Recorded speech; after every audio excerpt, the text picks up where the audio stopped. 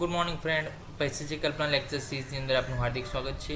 Next lecture છે importance or need of the different કલ્પના. એટલે કે આ ડિફરન્ટ કલ્પના જે બનાવી પૈસાચી કલ્પના અંદર સ્વરસ છે, કલ્ક છે, ચૂર્ણ છે, પિષ્ટી છે, આ બધી કલ્પનાઓ કેમ બનાવી, એનું ઇમ્પોર્ટન્સ શું, એનું મહત્ત્વ શું.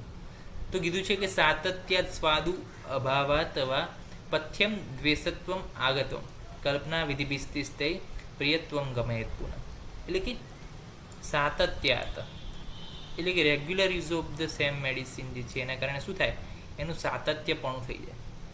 એટલે જે છે આપણને પછી એનું શું થાય, ઉપયોગ કરવું ના ગમે. દાખલા તરીકે રોજ એક મેડિસિન લેવાની એક સ્વાદની, તો અમુક ટાઈમ પછી શું થાય, તો કે એનું આપણને સાતત્ય થઈ જાય, એ આપણને યુઝફુલ થઈ શકે નહીં. દાખલા તરીકે એ વાત સાતત્યપણાની વાત મોડર્ન કન્સેપ્ટની અંદર જોઈએ તો એ રેઝિસ્ટન્સ તરીકે છે કે અમુક મેડિસિન જો આપણે વારંવાર લાંબો ટાઈમ લઈએ તો પછી એ મેડિસિનનો શું આવે, રેઝિસ્ટન્સ આવે. તો એ રેઝિસ્ટન્સ ઓફ ધ મેડિસિન જે છે સાતત્યપણાની અંદર આયુર્વેદની અંદર થાય છે રિફ્લેક્ટ. બીજું કીધું છે કે સ્વાદુ, તો કે મેડિસિન ઇઝ નોટ સ્વીટ.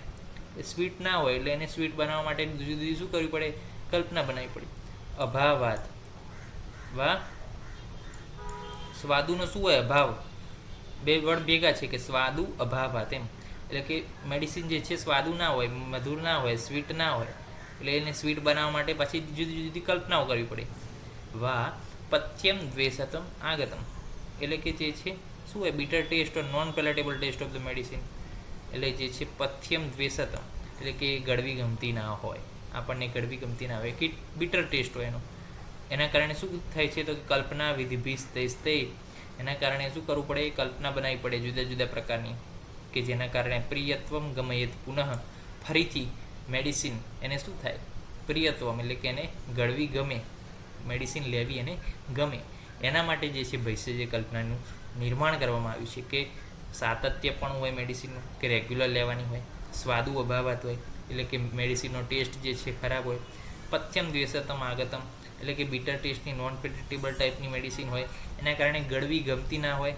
દાખલા તરીકે કોઈને ચૂર્ણ ગમતું નથી, એના પ્રત્યે શું છે, દ્વેષ છે, ચૂર્ણ પ્રત્યે કોઈને દ્વેષ છે, તો પછી આપણે એને સ્વરસ આપીએ, આપણે એને ટેબ્લેટ બનાવીને આપીએ, ઘરમટી બનાવીને આપીએ, સ્વરસ છે, કલ્ક છે.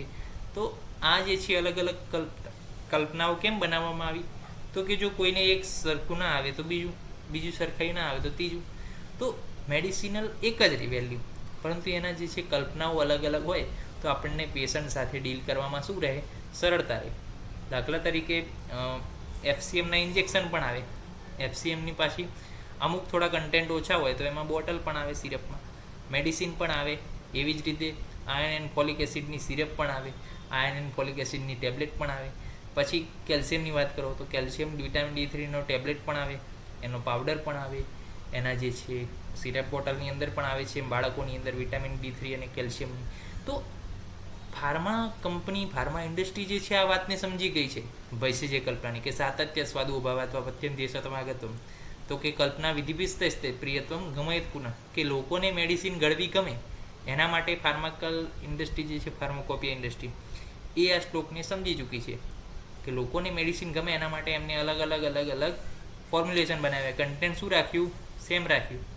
તો આપણે પણ આયુર્વેદની અંદર આ વસ્તુ સમજવી જોઈએ કે ભૈષજ કલ્પનાનો ઉપયોગ જે છે શેની અંદર કરવાનો છે, તો ફાર્મસીની અંદર આવા જે છે એક જ મેડિસિન જે છે વેલ્યુ ધરાવતા અલગ અલગ ફોર્મ્યુલેશન બનાવવા માટે કરવાનો છે. તો આપણે આજે બીજું હજુ નેક્સ્ટ છે, પરંતુ ટાઈમ વધારે થઈ ગયો છે, તો નેક્સ્ટ લેક્ચરની અંદર જોઈશું. બહુ જ સરસ શ્લોક હતો એટલે ટાઈમ વધારી ગયો. તો નીડ અને ઇમ્પોર્ટન્સ વિશે બીજા એક લેક્ચર બનાવીશું, તેની અંદર ડિટેલમાં વાત કરીશું. ત્યાં સુધી રજા આપશો. જય હિન્દ, જય ભારત, જય આયુર્વેદ, જય ધન્વંતરી. નમસ્કાર.